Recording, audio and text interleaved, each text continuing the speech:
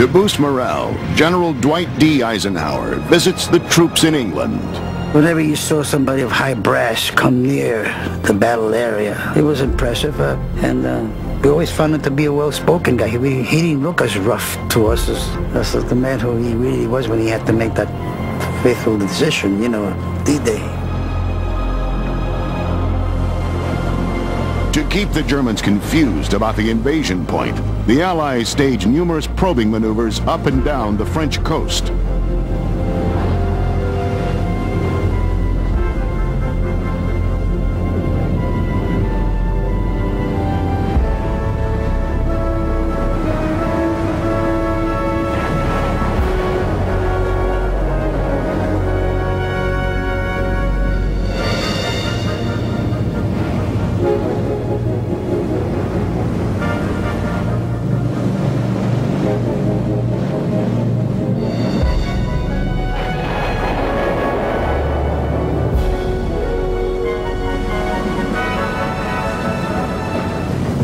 At dawn, June 1st, the morning is gray and dull.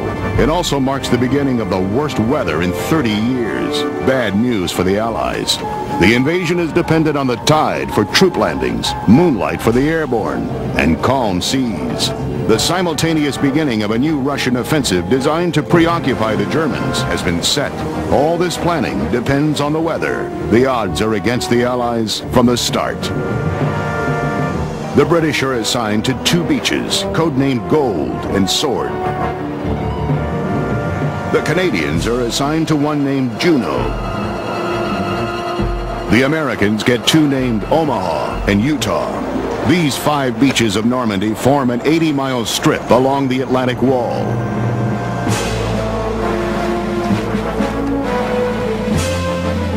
Finally, on the morning of June 5th, after already calling the ships back once because of bad weather, General Eisenhower makes the agonizing decision to go, and the greatest invasion in history is underway.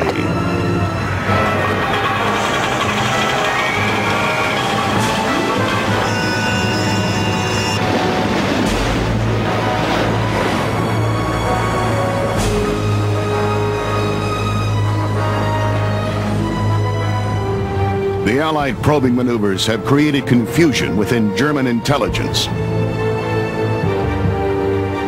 The Allies had carefully planted phony information for a year before the invasion. They had been bombing the Pas-de-Calais regularly, and that's the shortest route across the Channel. The Normandy route is considerably longer. The weather odds are also analyzed by Field Marshal Rommel. On June 5th, he leaves his headquarters to go home for his wife's birthday, convinced the Allies will never land in bad weather. But Allied forces are preparing to deliver Rommel a surprise.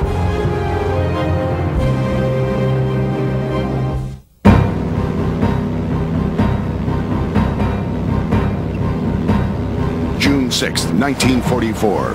The seas in the Channel are typically rough as the armada of 5,300 ships move toward an obstacle that separates Europe from its liberation.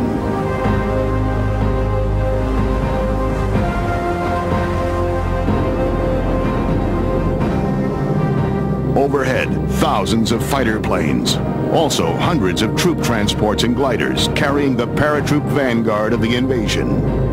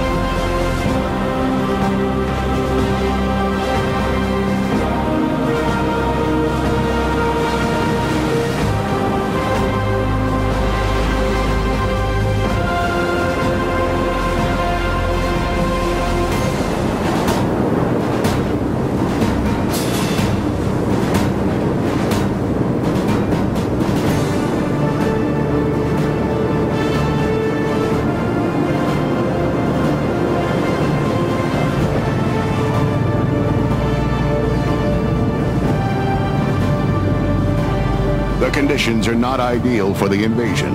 The waves are high and the clouds are threatening.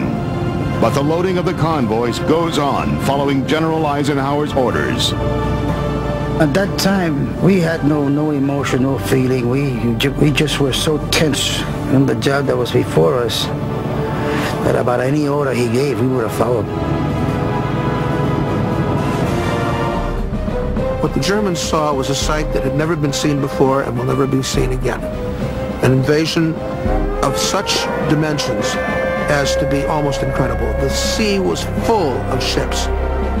The first question was, is this the real invasion? The men who were on the beaches who saw those 5,000 ships knew very well that this was the real invasion. But the intelligence reports back in Berlin left the question as to whether this was the real thing.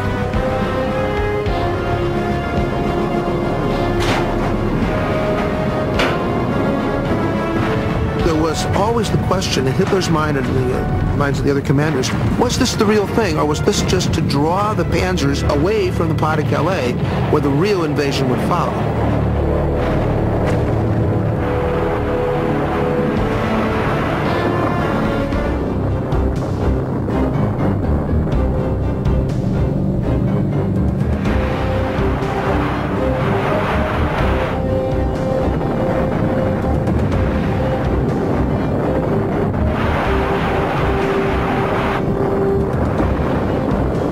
Loaded with 32 men each, the landing craft start their run for the beach.